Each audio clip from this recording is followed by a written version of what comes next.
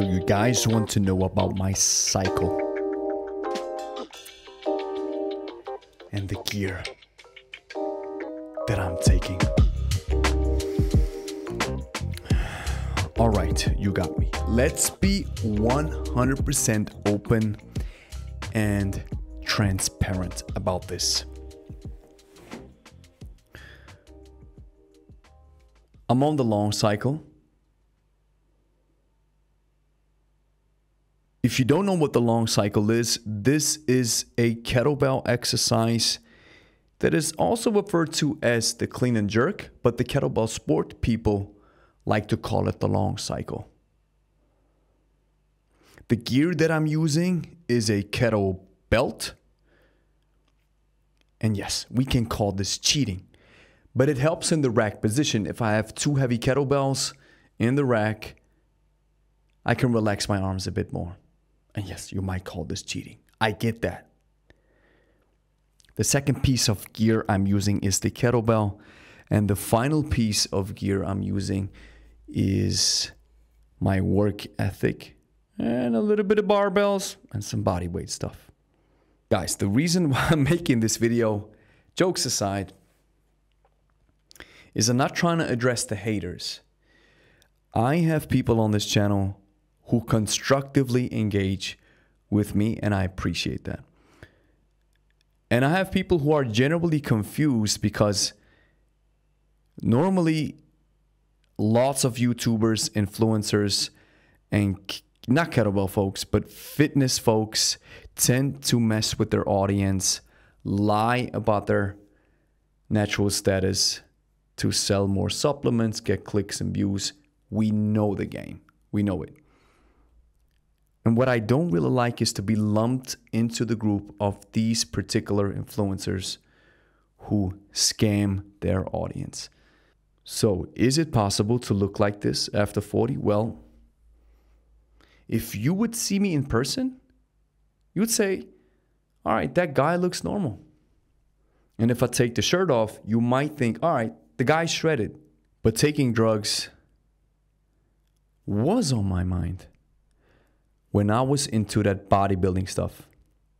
And the bodybuilding stuff seriously messed with my body image.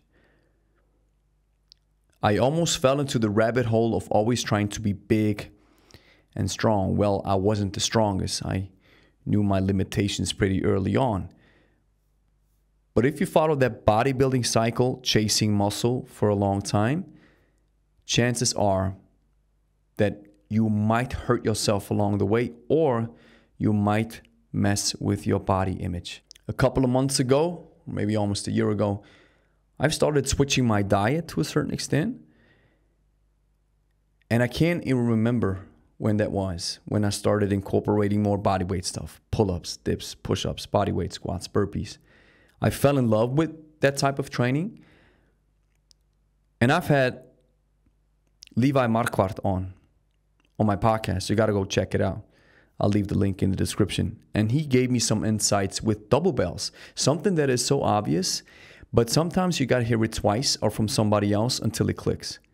And I'm going to incorporate a lot of his philosophies and ideas into my training as well. I take my supplements, I eat well, I do my chores daily, I show up to do the work, I have a high work ethic, and I just don't want to walk around with any type of limitations when I don't even know what my body is capable of. Just because I'm hearing things, I'm seeing things, and I see how other people experience their life, doesn't mean that I have to go down the same route. I have been lifting weights now for 15 years consecutively. So I've gathered some experience. I got a little bit smarter along the way. I'm talking to the brightest minds in the kettlebell sphere. I'm having great conversations. I learn a lot from my clients. I check on the research. So my training philosophies nowadays are much more cutting edge. I have a smarter philosophy behind it. And dabbling around with the kettlebell meant that I was focusing in or honing in on mastering the tool in particular exercises, which I recognized at that time that I was losing muscle to a certain extent because I was focusing on a completely different aspect. And now the pendulum is swinging back a little bit. If you have a structured program that makes a lot of sense, if you rest accordingly, and you don't put no limitations on what your body can actually achieve and the results that may lay in front of you, there's actually no limits to it. I can use that same philosophy towards building a business or achieving a kind of success with my brand the way I was able to, where everybody told me that this is impossible. It's impossible for a typical gym rat and a fitness instructor to make any type of money down the line. I've changed that perspective. It's impossible to make a name in the oversaturated fitness market online. I've changed that prerogative just because I went my own way.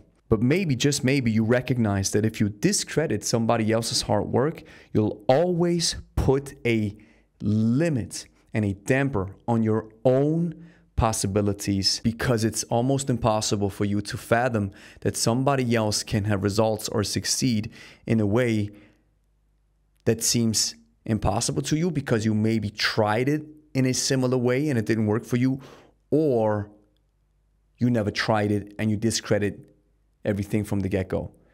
Whatever it is, I want to challenge you to change your thinking.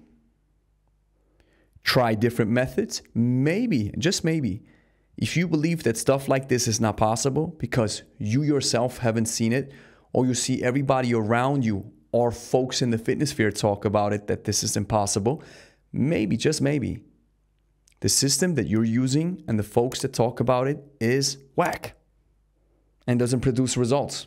Put in the work, show up, try some new things, listen to folks who don't discredit others based on what they have been able to achieve. I'm not talking about constructive criticism, but discrediting from the get-go what other people have achieved. Cut it out and try to go your own way. And enlarge your circle with people who are actually passionate, motivating, enthusiastic about what the human body is actually capable of.